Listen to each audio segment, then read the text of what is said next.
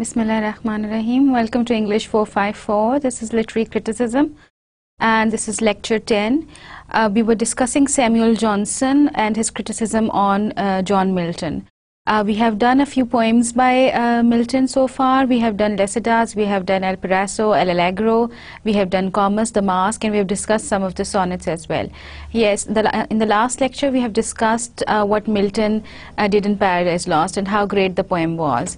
In the last lecture I discussed the story of Paradise Lost with you so that you get an idea about whatever Milton has written in the Paradise Lost, so that when Samuel Johnson gives his criticism you can understand what we are dealing with here.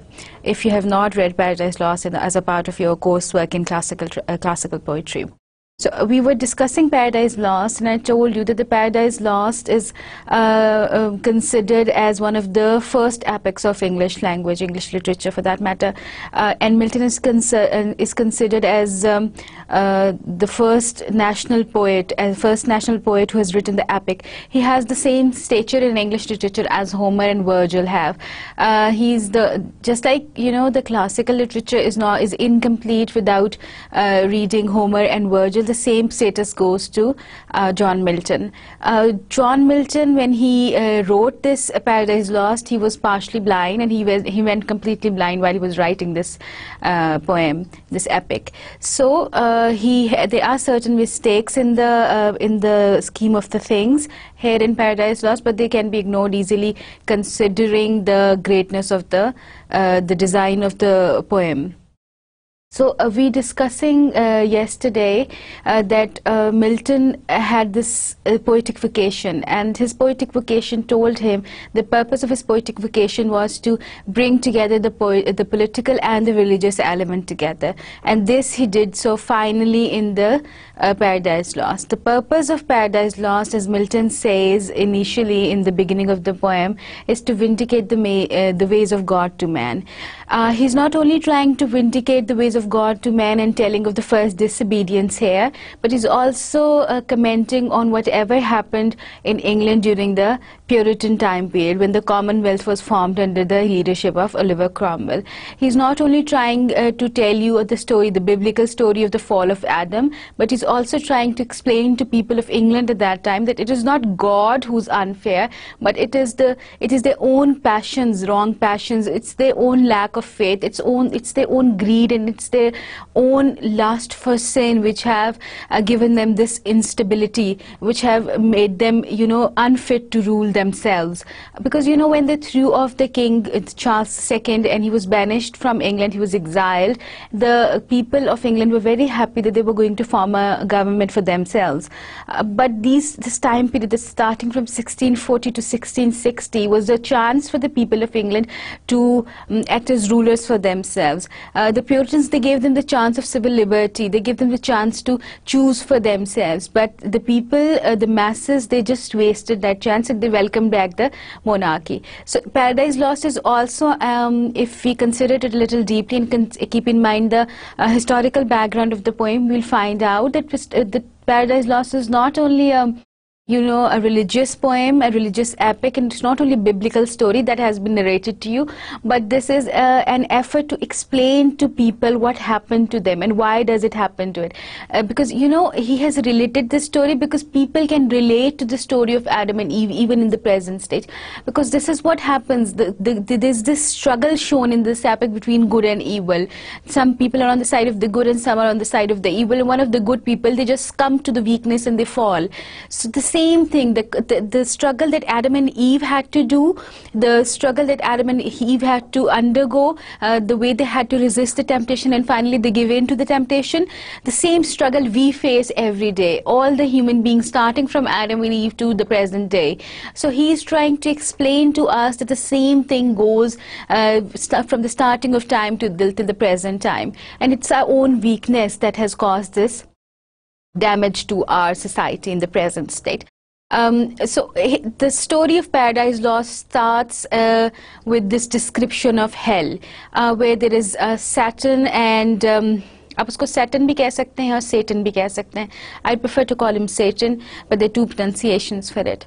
So Satan जो है, he was bound by chains on a lake and lake of fire in hell. So he was such a powerful angel that he broke those chains, and the other rebel angels with him, they also broke the chains, and they went to the solid ground, and there they took the mineral out of the ground and make a big palace which is known as the Pandemonium. Okay? Pandemonium was this palace that they have created for themselves, where they were going to hold certain meetings, and the purpose of those meetings were that they have been defeated by the armies of the god, but they didn't accept the defeat. They were not willing to, you know, sit down and settle down and you know, embrace the punishment that have been given to them, but they decided that they were going to continue fighting. They were going to be rebellious. They're not going to accept defeat. So Beelzebub, one of the allies of Satan, he said that the best way to revenge on God would be to corrupt the creation that he has, that he loves so much, and that for whom he has, you know, he has disowned Satan, because Satan said that he does not and does not recognize the hierarchy that God has imposed on him. So they decided that they're going to do that, and for that purpose Satan said that he is going to go to the earth, to the paradise where Adam and Eve, they were residing at present. So his two children, that is sin and death, they made a bridge to earth, from hell to the earth, and this bridge helped Satan to get out of the hell. So when he went out of the hell, on the way down to earth, when he reached sun, there was this angel guarding the sun. Satan turned into a cherub, and he turned into a cherub so that the archangel, he questioned him, why do you want to go to the earth? So he said, I want to go to praise the creation of God.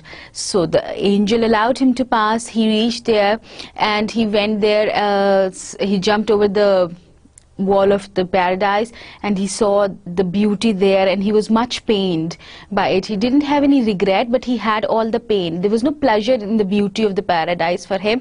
He felt the deep, terrible pain that he had lost all this, and he then become bitter, because the weak characters always become bitter. They won't realize what their own fault is.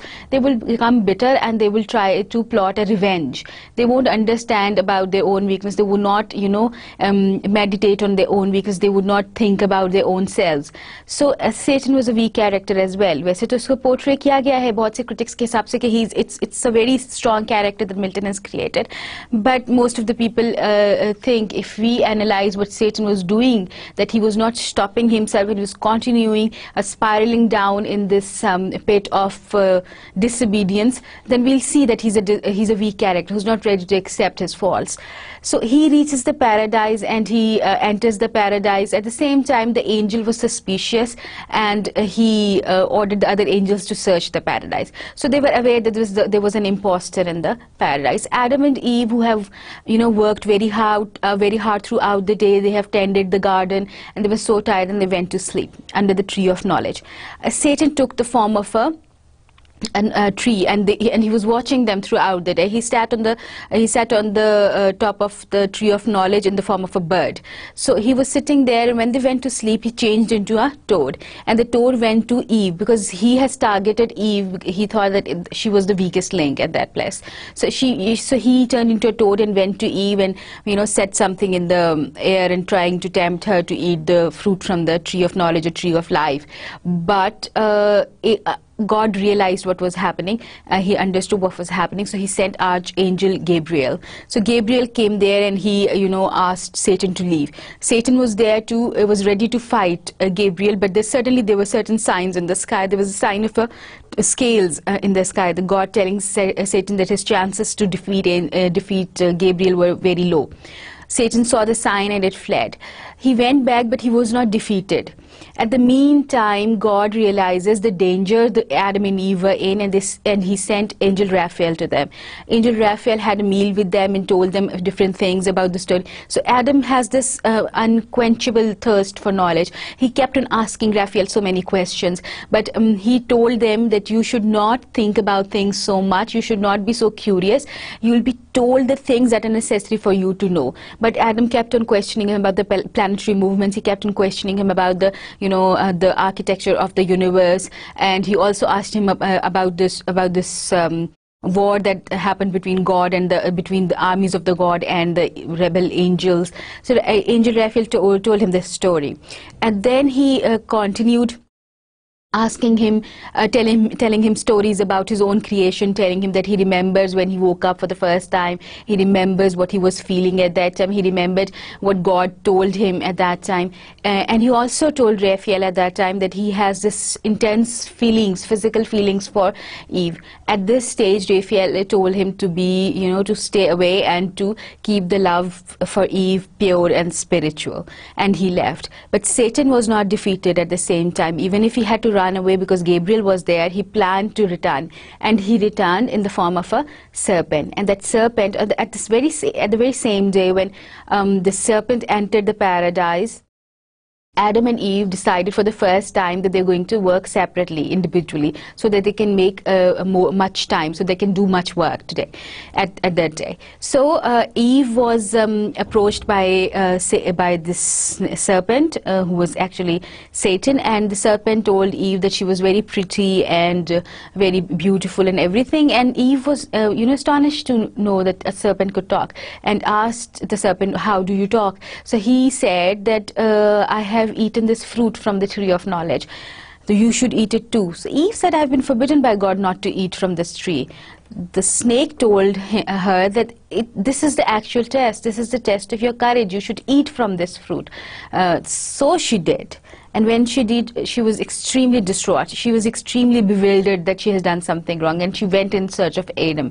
And when she went to Adam, Adam was making this wreath of flowers for her. And when he saw her and knew of the fall, the wreath fell from his hands. And he decided that it's better to fall with her instead of losing her altogether. So he also ate the fruit. Both of them, they were fallen from grace, and they were, of course, to be punished. So the Son was sent there to punish them. The first punishment was given to the serpent, and the serpent was told that it would crawl on its belly throughout ages till eternity. Adam was told that he would never get things for granted, that he would have to work hard for his living. He would have to work hard to find food and all these things. Eve was told that she would always be subordinate to Adam, and she will have to bear the pain of childbirth. Both of them, Adam and Eve, they were extremely disturbed by the turn of events. At first, they turned against each other. They fought each other. They said that the thing was each other's fault, like Adam said it was Eve's fault and Eve said it was Adam's fault, but this continued. So he was so angry that Eve thought that he might leave her, and she said that if you leave me, I'm going to kill myself. So at this point, Adam decided that this was not the solution. So he said that in order to enact revenge against Satan, the best thing would be to ask forgiveness from God. And they asked forgiveness, and they were forgiven readily. And Archangel Michael was sent to them, and the Archangel told them what was going to happen to the future of the mankind. However, they were banished from the paradise. They were told to leave the paradise because they have earned this, and death was now their destiny. Adam was greatly disturbed by the fact, but it was inevitable. The best thing that came out of this entire exercise, of this entire fault, was that they became aware of this compassion and mercy that God had. So throughout ages, throughout time, whoever had committed a mistake or committed a sin, when he or she is going to ask for forgiveness, he would be forgiven by the God, because he or she has, because Adam and Eve has instigated that feeling of compassion in God. So people will commit crime, and they will fall, but they will rise again. They will be again in the favor if they have this need to ask for forgiveness and repent. They would fall back. The basic thing in Paradise Lost is that why there is this need for obedience. Why? And if you disobey, what should you do? There were two paths available. One was that Adam and Eve took, and the other was what Satan did. So Satan, once he disobeyed, he kept on falling. He did not stop himself. He kept on disobeying again and again and again without realizing his faults. However, Adam and Eve, once they decided that they have done something wrong, once they realized that they have done something wrong, they repented, and they asked forgiveness, and they were forgiven, and they again rose in the eyes of God. So when Samuel Johnson studies it, he finds that this is one of the greatest works of English literature. So it deserves a lot of time, a lot of care while we're considering it. So the first thing he says that a greater work calls for greater care. It means that when you should observe this piece of work, you should do it very, very carefully. It's not something that you can go on, you know, sarsari si nazar dal ke to aap keh denge haan ye badi achhi poetry because I like reading it. It should be analyzed very, very carefully, and we'll see that he has been very careful while he's discussing all the aspects of Paradise Lost. In the beginning, he lays great stress on things that are good about Paradise Lost, and towards the end of his essay, he's going to focus on things that are not so good, the defects, so-called defects in the Paradise Lost. Achha. A poem which considered with respect to design may claim the first place, and with respect to performance may claim the second place among the productions of human mind. So he says, as far as the design is concerned, how it was designed, how it was thought of, the story, everything, it is, I mean, the very idea that this poem can be written and the thought process that went into it, the subject matter that was chosen, and the characters that were created, the characters that were thought of, not created. Created ke hisab se he says this is the second kind. But the first, it would be the first ranking thing that human mind has ever produced. To think of writing something with such great subjects, with such great characters and such great focus, that would be first of its kind. That's the best thing that human mind has ever produced.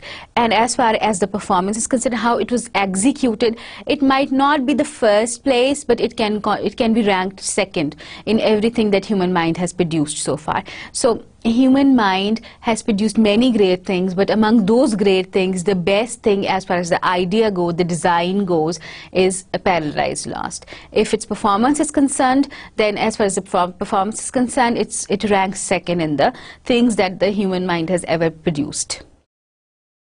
Acha, it's an epic. So epic poetry mein, according to Samuel Johnson, what are the characteristics of epic poetry? It's not easy to write an epic, because in epic you have to bring together all the faculties that you have, everything that you ever read, everything that you've ever seen, everything that you've ever observed. All these faculties, they're put together and they are then, you know, melded together. They're just welded together. They just melt together to form this epic. So writing an epic poem requires the assemblage of all the powers which is singly sufficient for all the other compositions. Epic के अंदर इतने components होते हैं कि painting के लिए जो चीज़ चाहिए, इमेज यानी कि इमेज क्रिएट करने के लिए, ड्रामा लिखने के लिए, गाना गाने के लिए, किसी को प्लेजर देने के लिए, जो भी फैकल्टीज चाहिए वो सारी, हर चीज़ के लिए एक एक फैकल्टी चाहिए. लेकिन एपिक पोएम लिखने के लिए you need to bring together all these faculties. You know, you should be able to write tragedy, you should be able to write comedy, you should be able to entertain people, you should be able to, you know, create good characters, you should be able to give a good plot, you should be able to make people cry. There's so many things that you should bring together while you're writing an epic poem. So every possible faculty that human beings has, it should be, it has to be brought together while you're writing an epic. Epic poetry teaches the most important truths by the most pleasing precepts, and therefore relates some great truth in the most affecting manner. Epic poetry ka jo tarika hoga, it's going to instruct, even if it's not going to instruct, even if it's for the sake of pleasure, it's going to give the greatest of the truths. It's going to give you the great absolute truth aap tak leke aayegi, but it's going to do in the pleasant precepts, in the very good way, in a very pleasant way. It's not going to be a burden on your mind. If it instructs, it's going to give you pleasure along with the instruction. It's going to give you the rules in the form of a pleasure, in the form of something entertaining. It relates some great truth in the most affecting manner. That is why, because it has pleasure, because it's teaching with pleasure, it's teaching with entertainment. That is why the truth that it provides through, the truth that is provided through epic poetry is of the most affective nature. ठीक है, वो आपको ज़्यादा affect करेगी. History, virtue-wise, dramatic nature, discrimination of characters, tendencies of passions, illustrations and images. all these things, you need to know that. You need to know the history of a place when you're writing an epic, of a character, or of a certain time period, or something. If you are talking about an incident, if you're talking about a certain person living in a certain time period, you need to know the history. So you are supposed to have this idea of vice and virtue as well, what is good and what is bad, because that's, you know, the eternal topic of literature, because there's always this struggle between good and evil, and we always incidentally, we always want this instinctly to for good to be victorious, to succeed over a vice. So there has to be, this poet has to have this dramatic nature as well. He needs to create certain characters, and he could discriminate between characters. When he observes people, he should have the ability to distinguish the good qualities of people and the bad qualities of people. He should be a good judge of character as well, because when he is a good judge of character, when he can understand the idiosyncrasies of people, only and only then he would be able to create good characters. There's a tendency of passion. He should be passionate as well, because जो शुरू में हमने Lycidas में देखा था कि the greatest fault that Samuel Johnson could find about Lycidas was that there was no passion.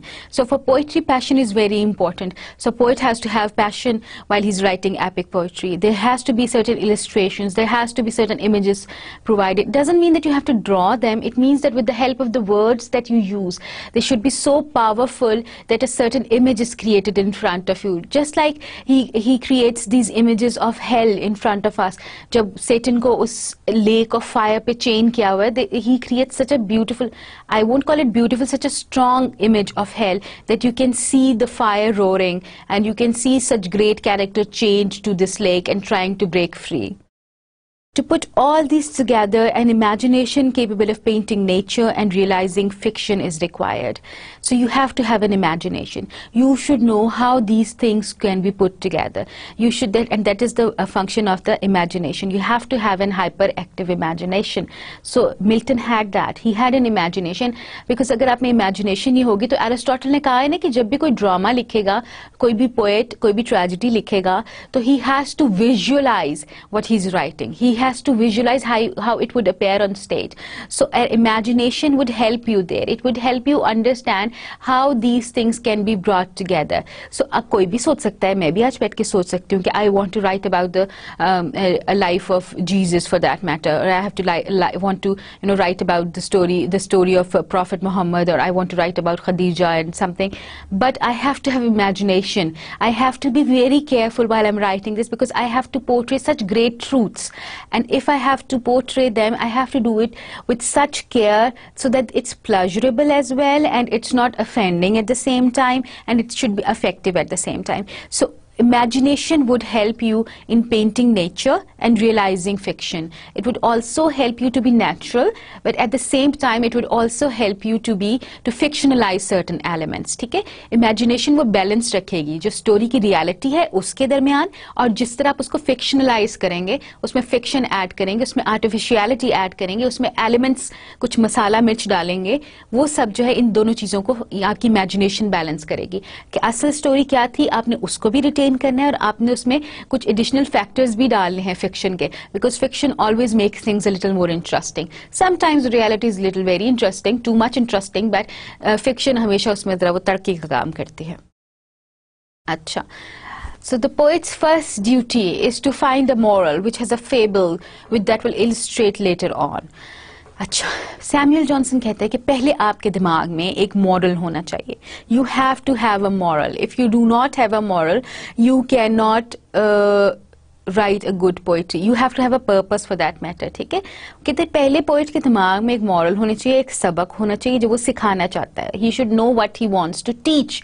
When he know what he wants to teach, then he can find a story for it. There's a story that would teach it. So the first thing is to find that moral. The first thing is to find that purpose. And then to find the fable. Fable is the story. ठीक है? Then to find the story that would teach this. The story would then illustrate it. उस moral को illustrate करने के लिए आप story बनाएंगे. So you have to keep in mind the first stage is to, according to Samuel Johnson, is to have this moral. So this holds true for Milton. The morals of other poem is incidental and consequential.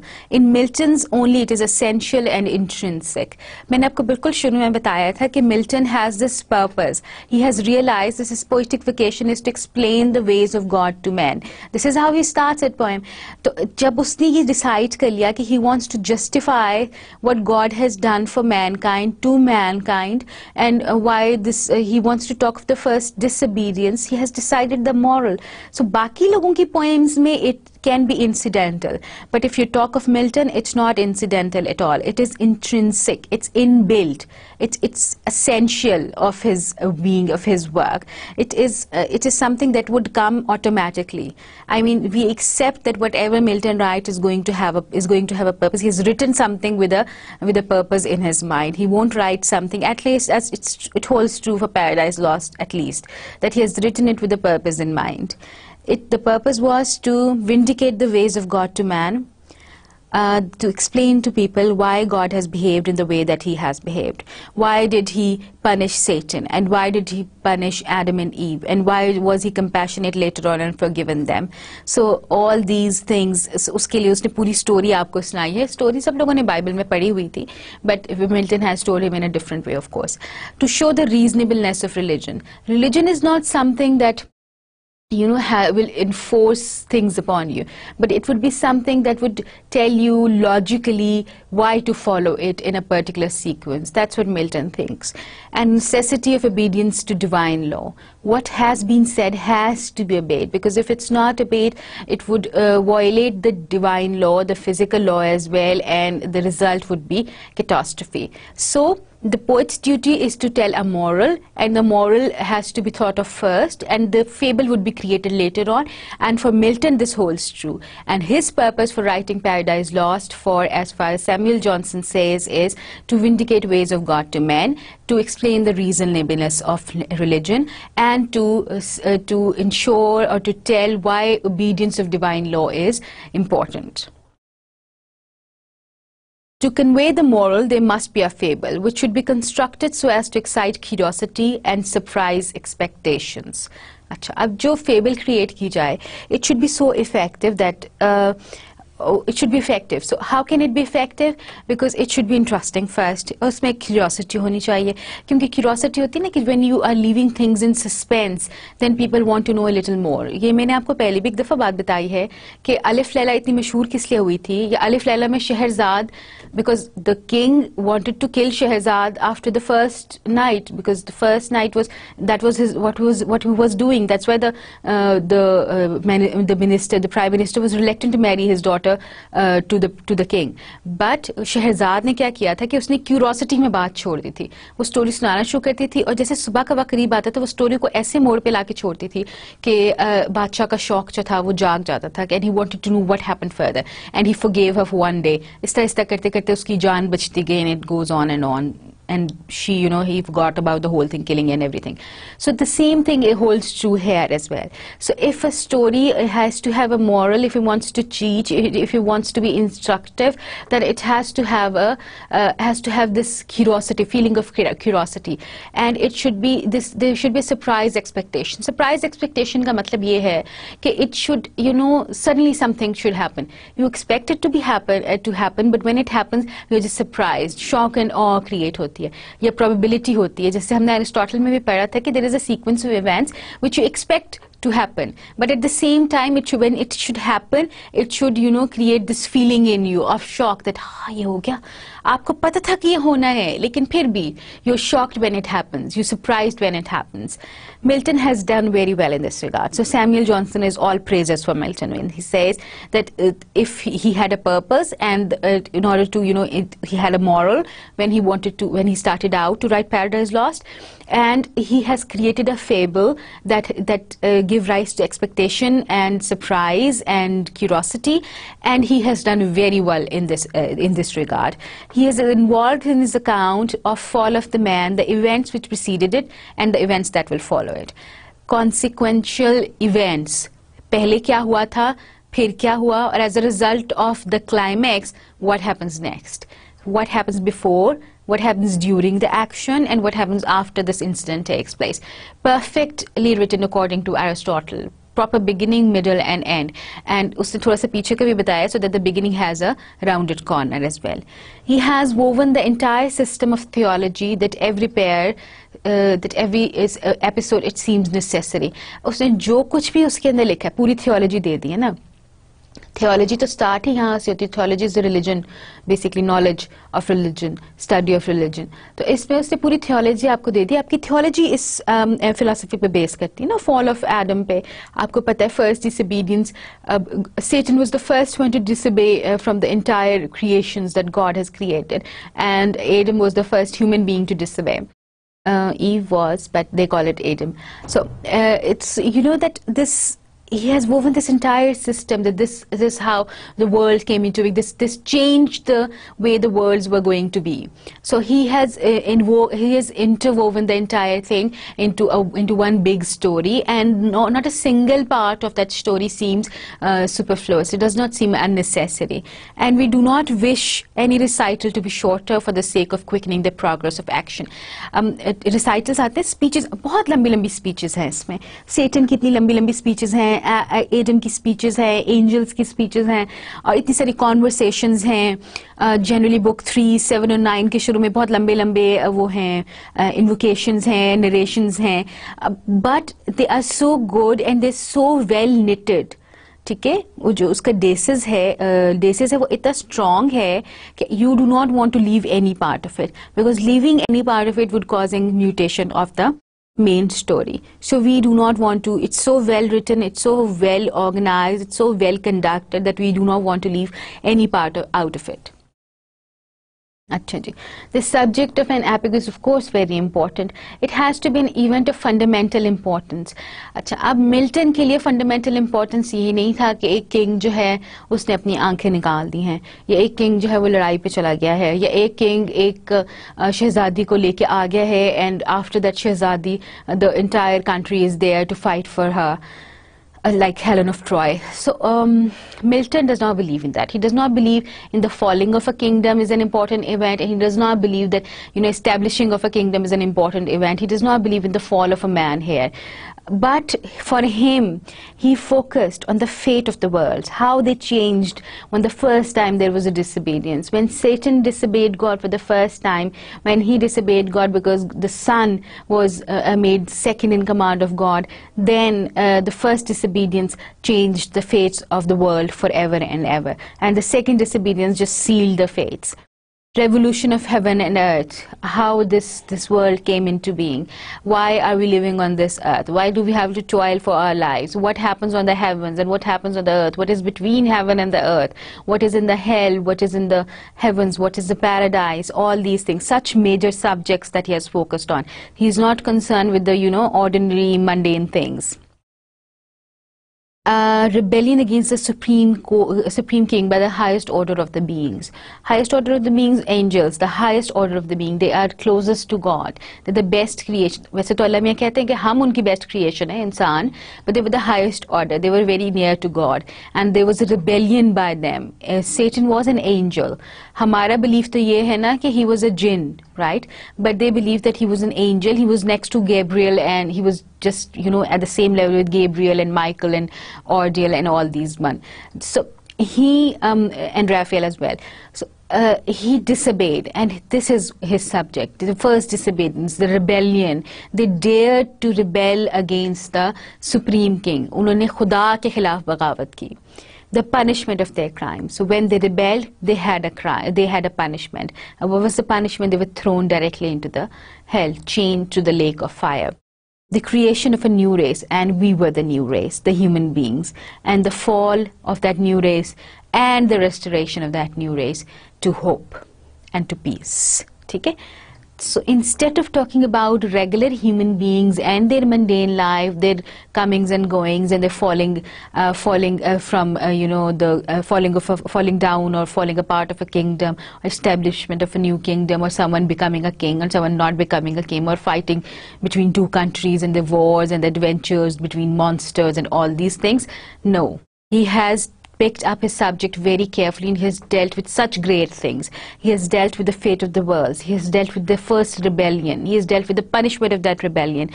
And he has dealt with what happened to the new race. How did it fall? And how was it restored to the grace? And how did the peace return to the mankind?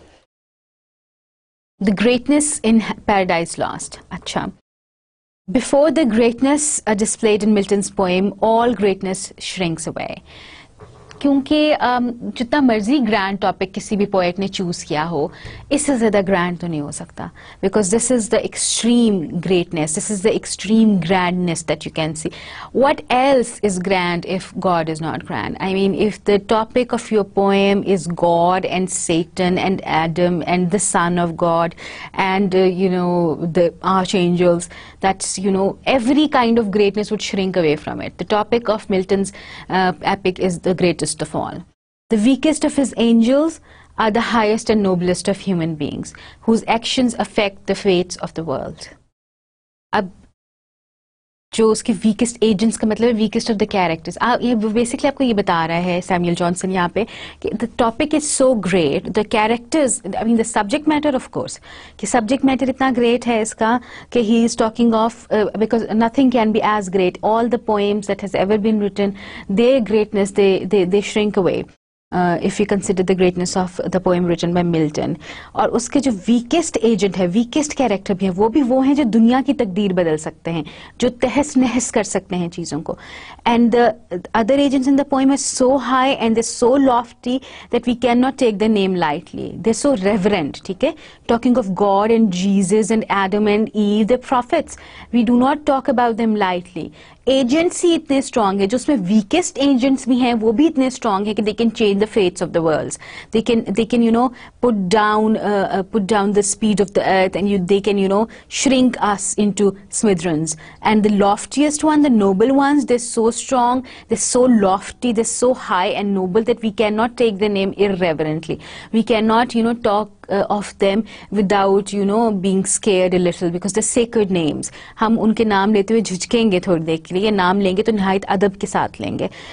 And the lower powers, those which are restrained by God, or they will destroy everything and cause chaos everywhere. इतने बड़े बड़े फरिश्ते हैं, ठीक है, इतने बड़े बड़े एंजल्स हैं जो दुनिया को पानी दे रहे हैं, खाना दे रहे हैं, मौत का फरिश्ता है, क़यामत का फरिश्ता है, गैब्रियल है. They are so such big powers. Even the rebel angels, they are so strong that they can do anything. They were very big angels, very big names as far as angel goes. Even Satan was such a big angel. They had so much power in their command that they can put an end to this world. They can put an end to the universe for that matter. वो तो खुदा के हाथ में है. अगर खुदा उनको ना रोके और खुदा उनको इजाजत दे दे, they would destroy everything present. They would bring chaos everywhere. The world would come to an end. Such mighty task this mighty poet has undertaken and performed. So Samuel Johnson is all praises.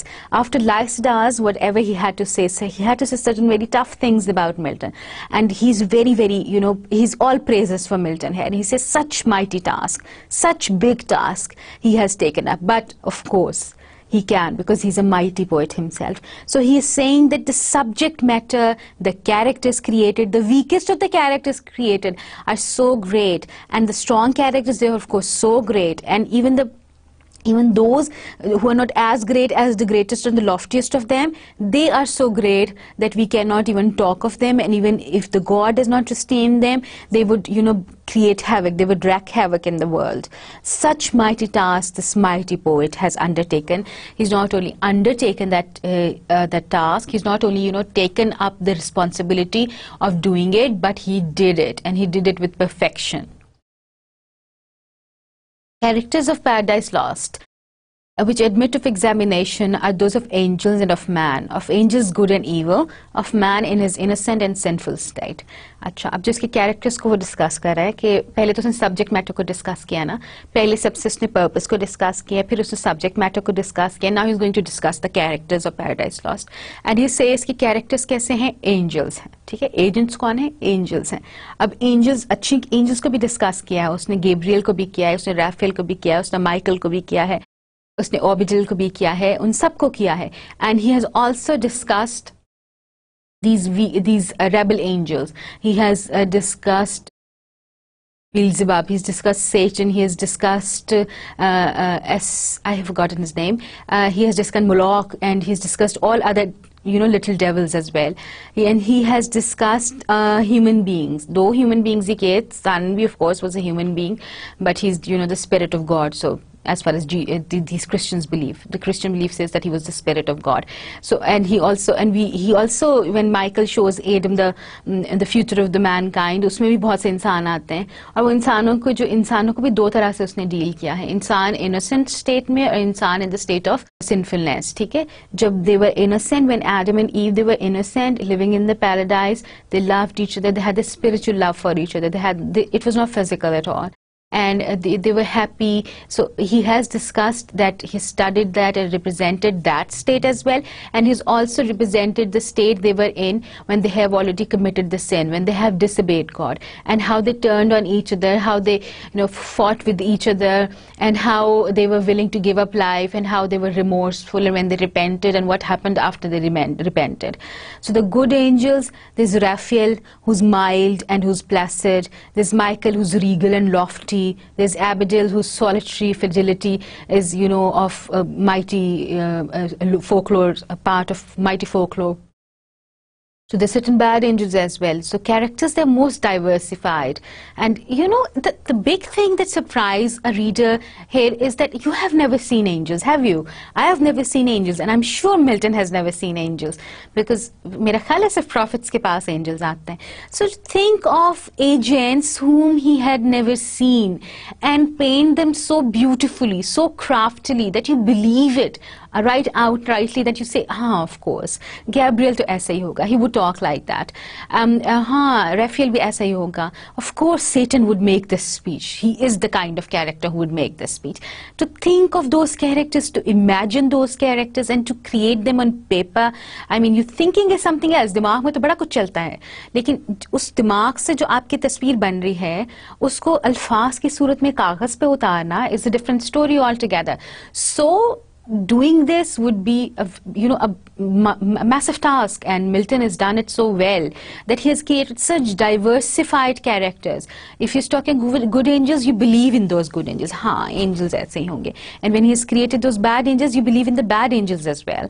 So Satan given such sentiments which suit the most exalted and the most depraved being. Satan का character इतना strong क्यों है? There's quite a debate going on, where people say that Satan actually is the hero of Paradise Lost. Why?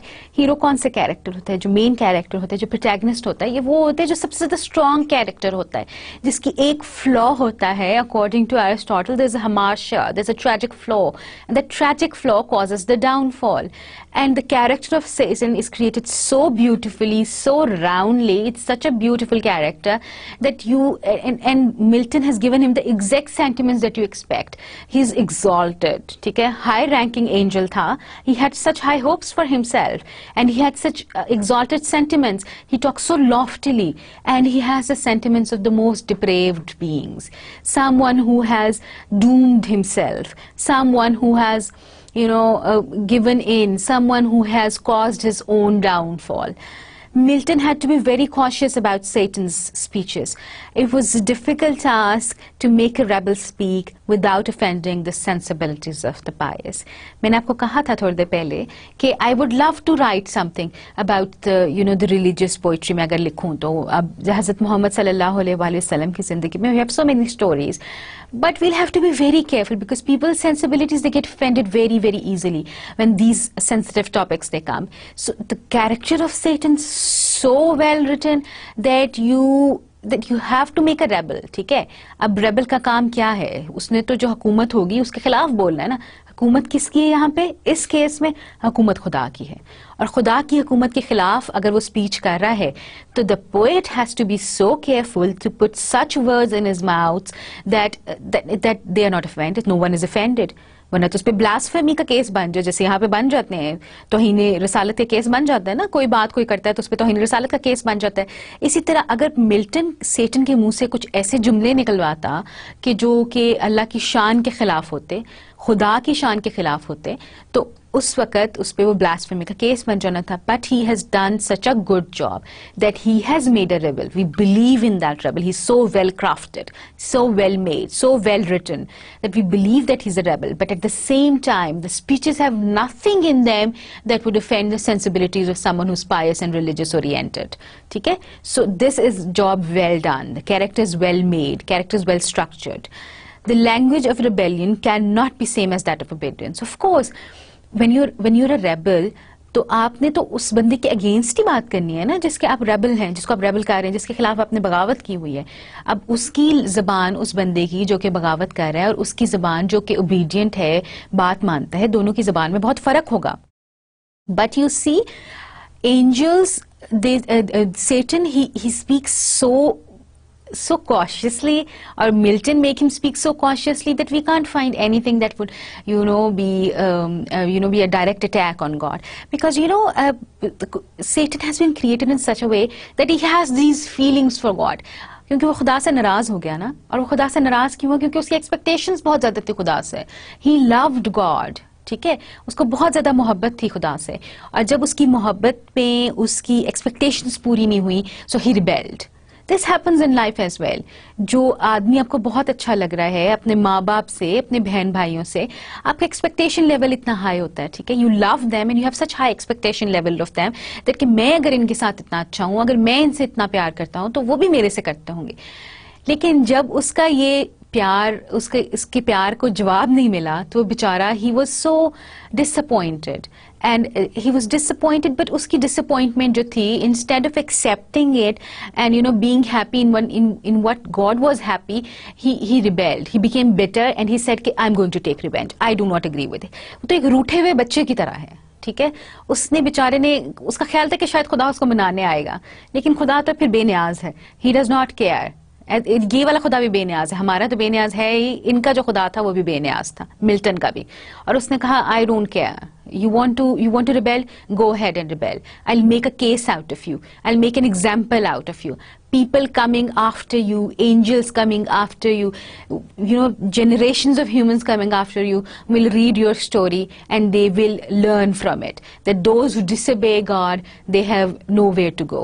They'll be restless, and they will be exiled from everywhere. So his language has haughtiness, obstinacy. Expressions are general, otherwise offensive, then as they are wicked. अब उसकी language को फिर क्या बताया जाए? अब वो बदतमीजी तो कर नहीं सकते, क्योंकि ब्लास्फेमस लैंग्वेज आप इस्तेमाल नहीं कर सकते. You have to be cautious है.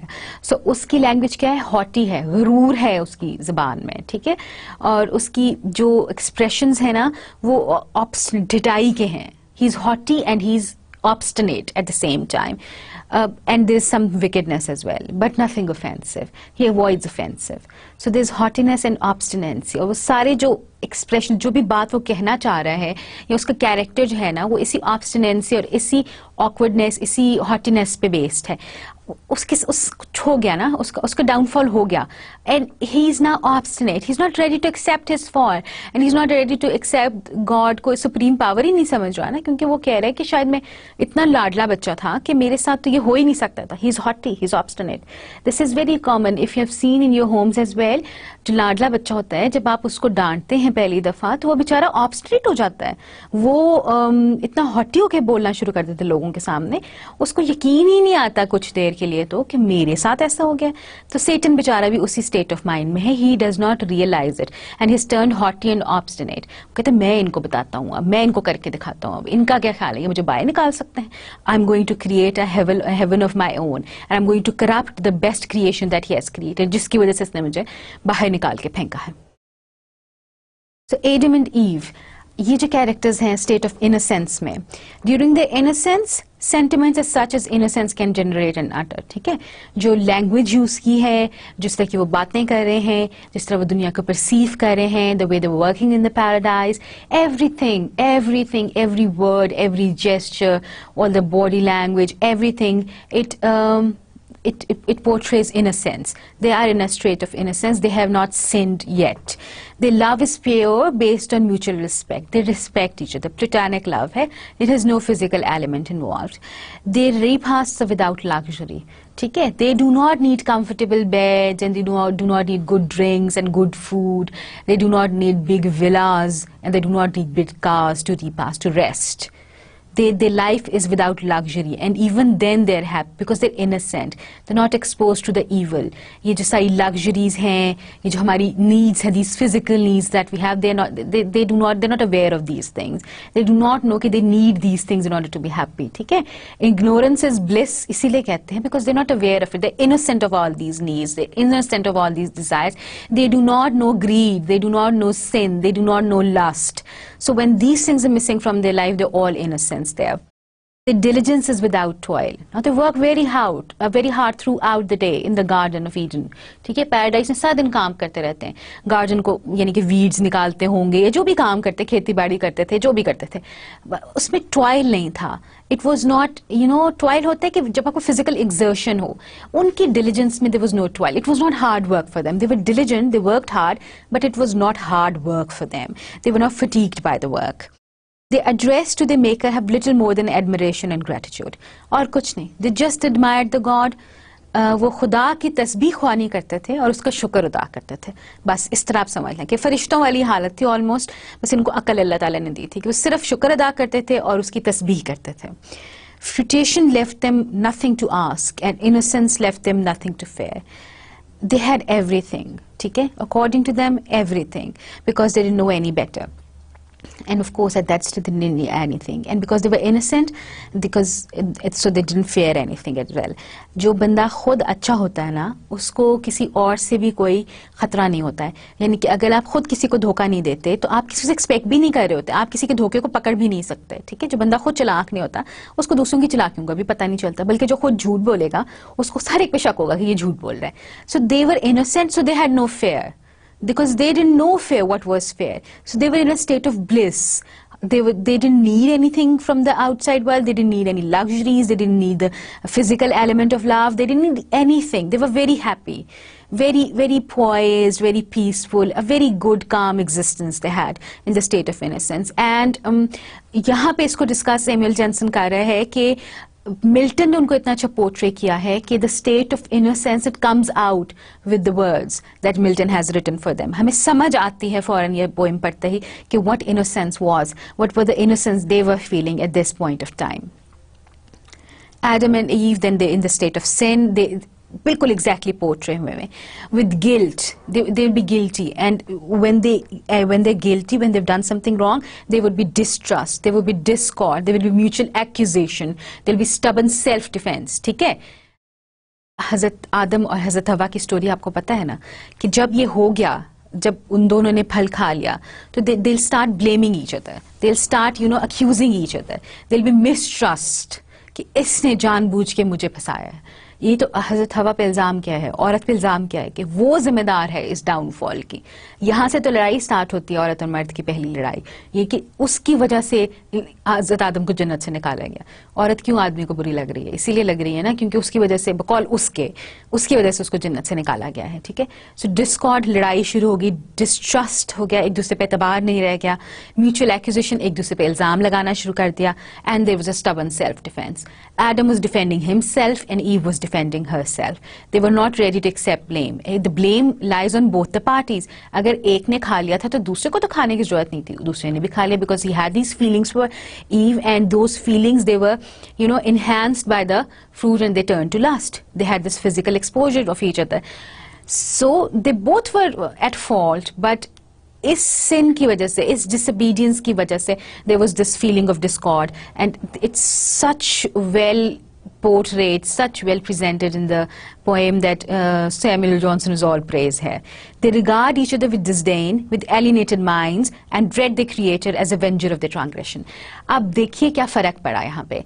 At first, Adam and Eve, they look at God as, with nothing but admiration and gratefulness. And what happens when they have sinned?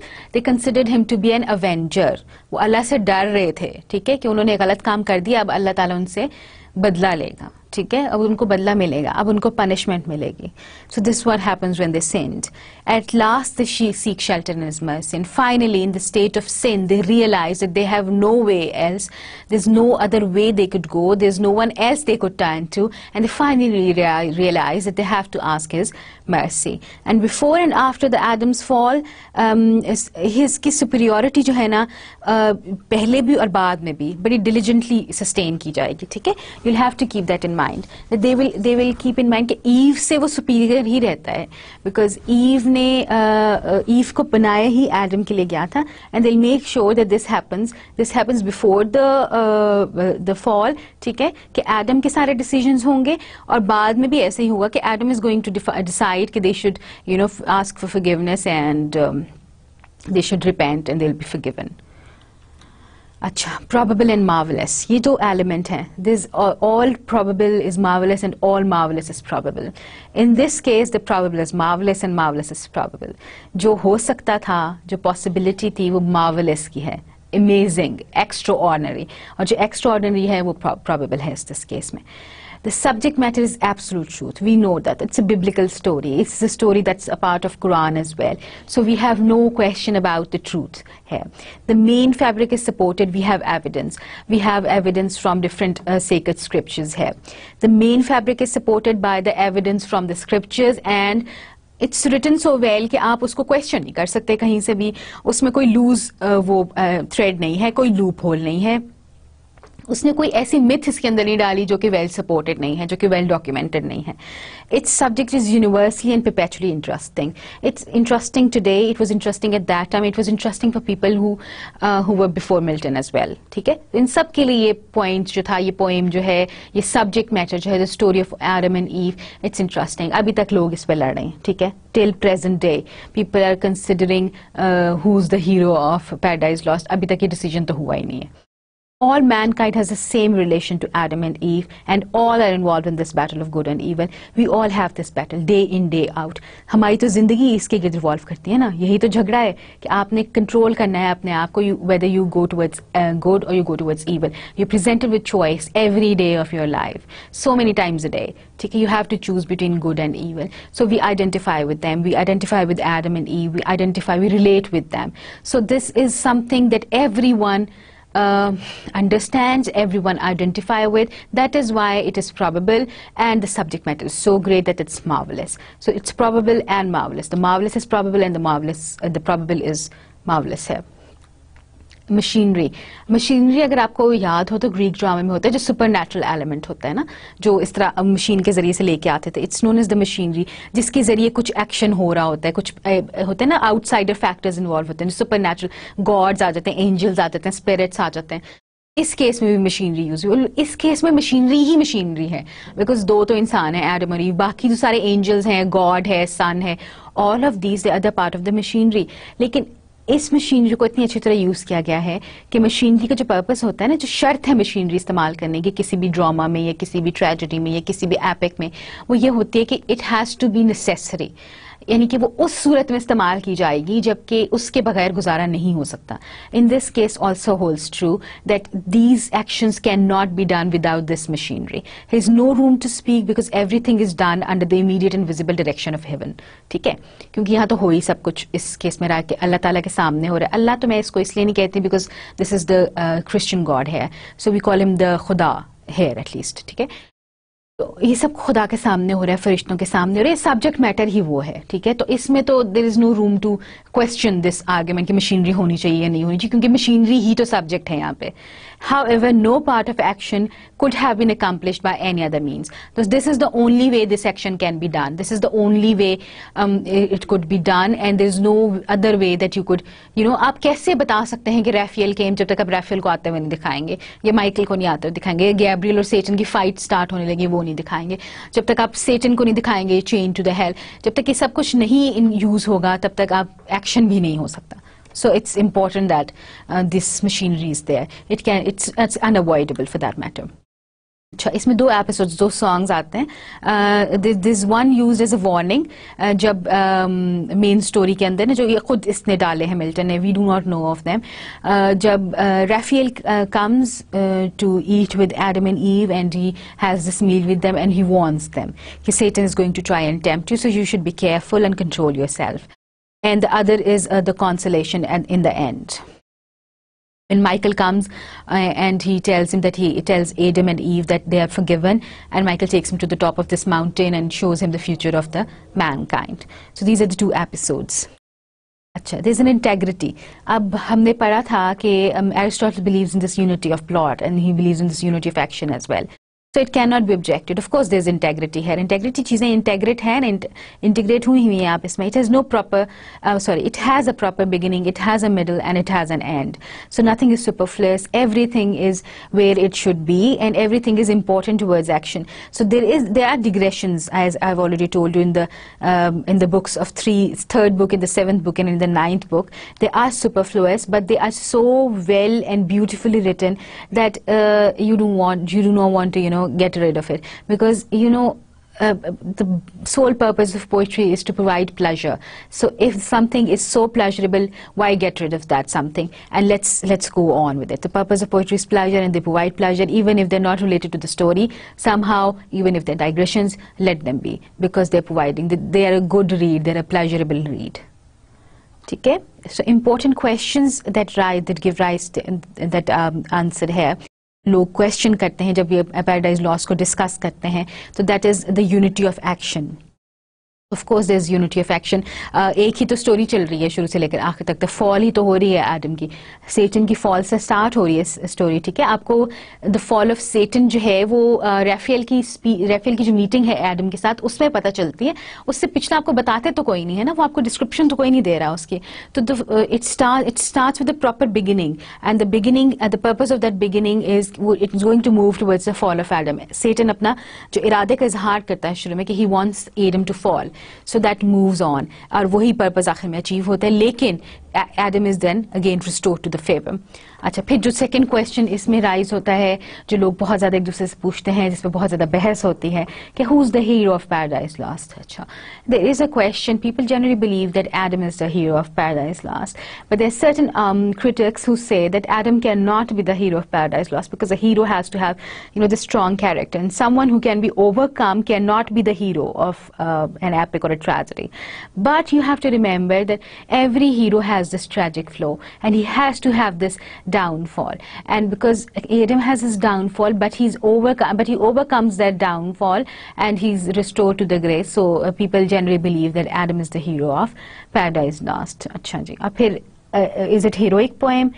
Heroic poem अगर आपको थोड़ा सा अंदाजा हो कि एंग्लो सेक्सन जो poems थी, जो पोइट्री थी, उसको heroic poetry कहते हैं, जिसमें एक मेन कैरेक्टर होता है, थोड़ा सा सुपर नेचुरल उसमें एलिमेंट भी होता है, सुपर ह्यूमन क्वालिटीज होती हैं, स्ट्रॉन्ग कैरेक्टर होता है, उसके एडवेंचर्स के बारे में वो स्टोरी होती है.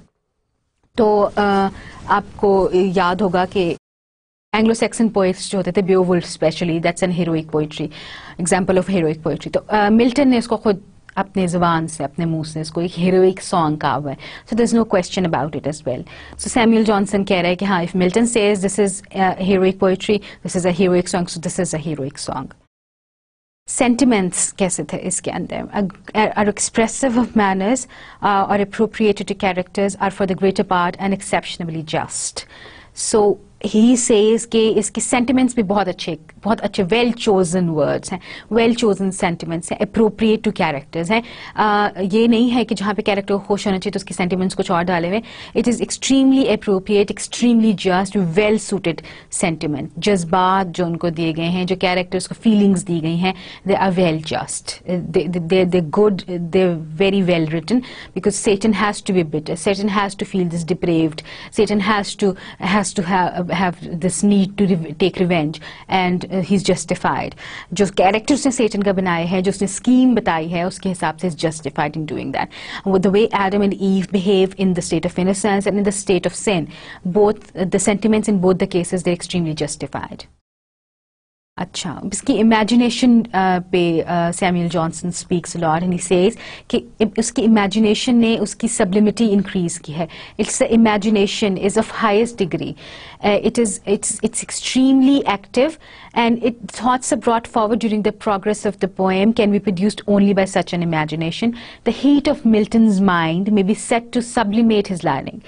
The material was supplied by his incessant study and unlimited curiosity. ये वही बात है जो बिल्कुल शुरू में हमने की थी कि आप एक पोइट्री लिखने के लिए you need to have these faculties, ठीक है. And the faculties they generally brought together by imagination. और इमेजिनेशन उन चीज़ों को मेल्ट करती है आपस में.